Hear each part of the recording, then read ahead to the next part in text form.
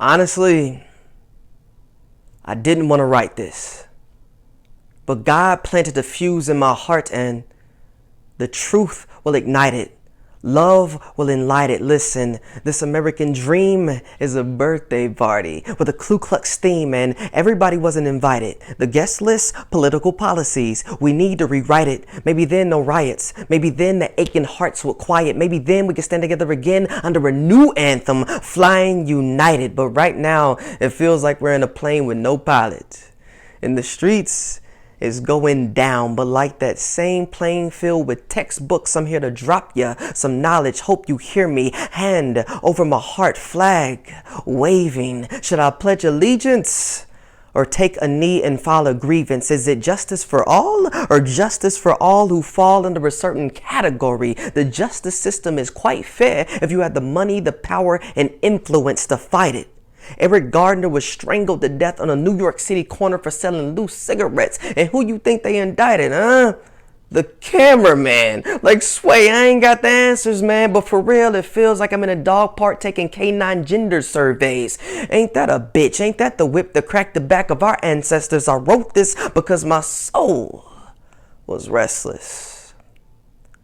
God bless the families affected. They paint your passing loved ones as thugs and drug addicts. Decency has been neglected. What a way to be disrespected. I've been infected. I found myself crying. And if I recall correctly, it's not my family members that are dying, but it feels like it.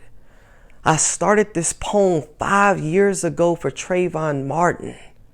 Scrapped it. My filter said it was bandwagon source material. But how many isolated incidents until we call coincidence consistency? Yes, the plot thickens like Magic City employees. Please, help me understand why Sandra Bland never got a chance to take the stand. Tell me, what was Tamir Rice guilty of in the first place? What, looking suspicious? Does that deserve a death sentence? We should ask Emmett Till how he feels, and I know some of you are tired of hearing these names in poems. Well, I am tired of black fathers not making it home, whether it's after work or after class. We're left with bullet holes, blood stains, and a body bag in the aftermath. And I ain't talking about Dr. Dre's rap label. Welcome to America, where a broken down car can be fatal. How many black bodies have to pile up until enough is enough? And we know Chicago has had it rough, but if Jerome kills Jamal, he's prosecuted to the full extent of the law. But if Officer Paul guns down Jerome, he just becomes another name in a poem.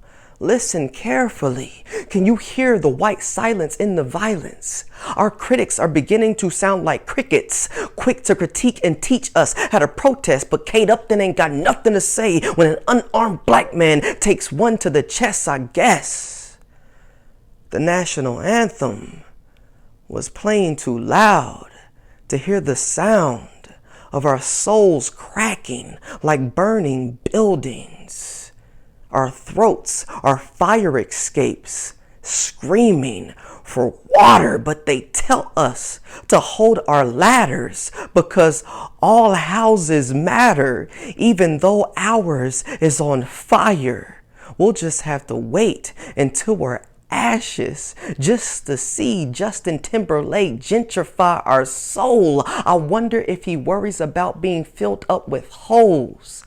It's hard to stand for an anthem while you're being shot down, blood blooming like suicide roses on the ground. When we bleed together. That's solidarity. Apparently, there isn't enough empathy in this country to go around. And I know this isn't my story, not my narrative, but to speak up for those that can no longer speak for themselves, it is imperative we feel their pain.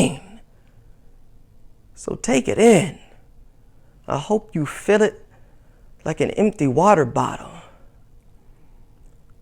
Because to find solutions, we must first acknowledge that there is a problem.